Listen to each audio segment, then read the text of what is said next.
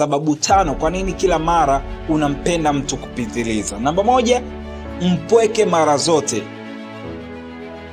Wengi huwa ni wapweke sana, hivyo wakiwa kwenye mahusiano huwa wanajihisi kuondokana na ile hali ya upweke.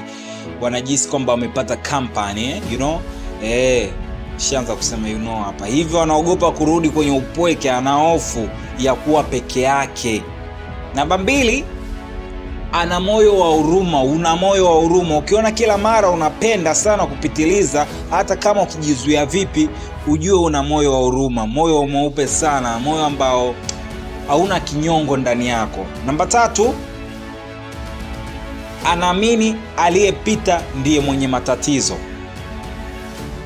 Hapa huwa unaamini, wanaamini wapenzi waliachana naye, mpenzi aliachana naye mwanzo ana matatizo, hivyo anarudisha ule moyo wa kupenda tena kwa mpenzi mpya aliyempata, akihisi atakuwa tofauti na yule wa mwanzo, kitu ambacho ni mistake, kosa kubwa sana.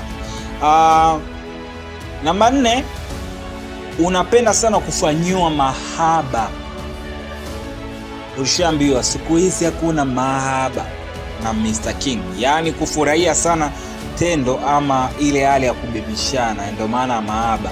Yaani kuna ile hali ile ya kuwa kwenye faragha, kubebishana, mara mmeongeana maneno haya mazuri, mara mfanye hivi, ile hali sasa ndio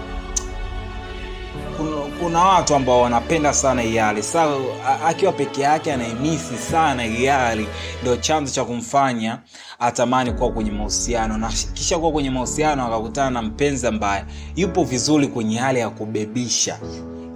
Inamfanya tena afungue roho yake, anakunja sura, anafungua roho. Muda wote utakuta ni mtu anayependa sana hali ya kufanywa mahaba. Sasa hiyo inapandikiza kwa ugonjwa, yaani hali ikijirudia inakuwa sawa ugonjwa. Na mwisho ni kwamba tuseme ni mdhaifu sana. Yes, tunafunguka na wewe hii ya mwisho. Sababu ya 5 ni wadhaifu sana. Mapenzi upofu, yes we know it, ila kiwarisia mapenzi yanakufanya kuwa dhaifu. Hiyo haipingwi.